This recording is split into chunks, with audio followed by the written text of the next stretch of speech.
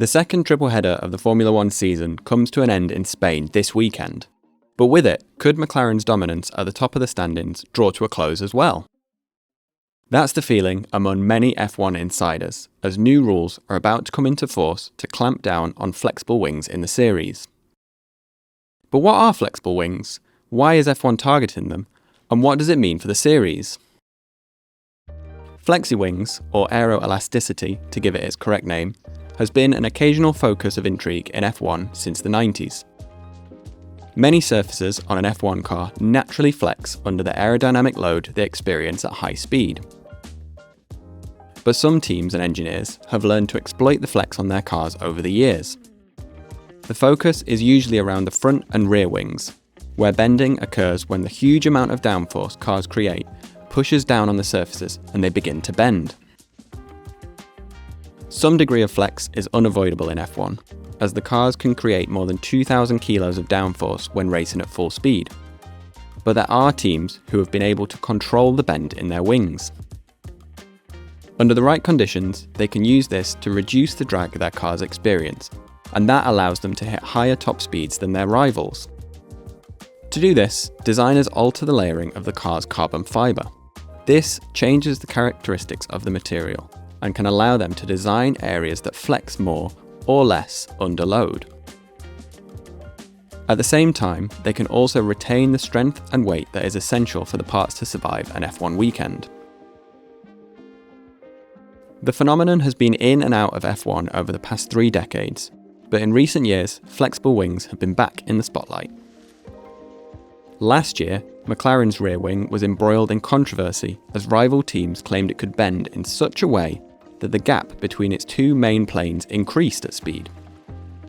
This could cut drag produced by the wing and increase the car's top speed, earning it the nickname the Mini DRS.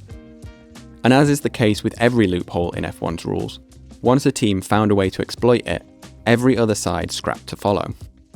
But instead of letting an elastic arms race unfold, the FIA stood firm. In 2024, the sport's governing body introduced tougher tests for flexi-wings, and now another wave of rule changes is coming to try and finally kick flexible wings out of F1. But what are the current rules, and what's changing? Well, wings in Formula One are currently subject to stringent tests on how far they can bend under load. These tests apply pressure to surfaces like the front wings, the edge of the floor, and the rear wing. Current tests say that the front wing can flex up to 15mm when a load is applied to both sides. The floor can bend 15mm, and areas of the rear wing can flex up to 7mm. The FIA then tweaked the rules for rear wings at the Chinese Grand Prix when it realised last year's rule change hadn't gone far enough. At the same time, new tests on front wings were also announced to come into force in Barcelona this weekend, but the delay in their introduction was called for to allow teams to get in line with the new regulations.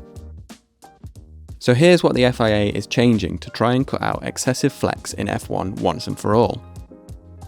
From the Spanish race, Articles 3.15.4 and 3.15.5 of the tech regs will change. The first relates to the front wing bodywork flexibility, and the second is to do with the flex on the flaps that make up an F1 car's complex front end. The amendments now state that when a load is applied to the bodywork, there can be no more than 10mm of flex, down from 15. The bend on surfaces that make up the front wing also drops from 5mm to 3. This might not sound like much, but in a sport like F1, where marginal gains are everything, the new rule has the potential to shake up F1's current standings. Every team on the grid met the FIA's old regulations for flexible wings, but there were some, notably Red Bull and Ferrari, who pointed fingers at their rivals and claimed they were bending the rules, pun not intended. McLaren and Mercedes were 2 teams in the spotlight, and some inside the F1 paddock have argued that the current championship leaders have the most to lose when the new tests come into play. But for both teams, their cars are fully legal under the old rules, and this means that the challenges and accusations have so far not really extended beyond a few dodgy video clips of bending wings appearing across social media.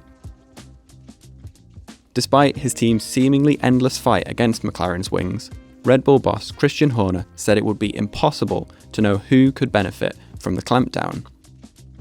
And his McLaren counterpart Zak Brown has taken a similar stance on the subject.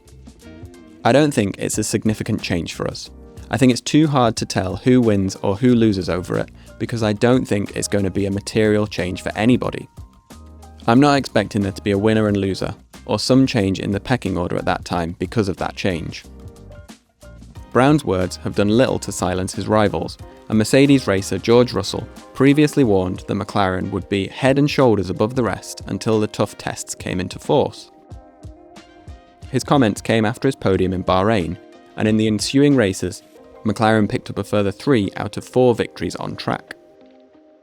So, will the new rules clip the team's wings? Well, the last time that the FIA changed the tests on wings in the 2025 Chinese Grand Prix, there was a ripple of change through F1's rankings. It wasn't a seismic shift, but the FIA admitted that 4 or 5 teams were impacted by the clampdown. Haas went so far as to admit that it had changed the way it sets up its rear wings to remain compliant, and Alpine's technical team said that it had work that needed to go on to make sure it was compliant. Ahead of the Spanish Grand Prix, teams have remained tight-lipped about the changes they may be forced to make to ensure their cars are legal. In contrast, teams that think they can capitalise on the change have been very vocal, with Ferrari boss Fred Vasseur saying the tweak could be a game changer for them. Now we'll just have to wait until lights out on Sunday to see if the title fight is really back on.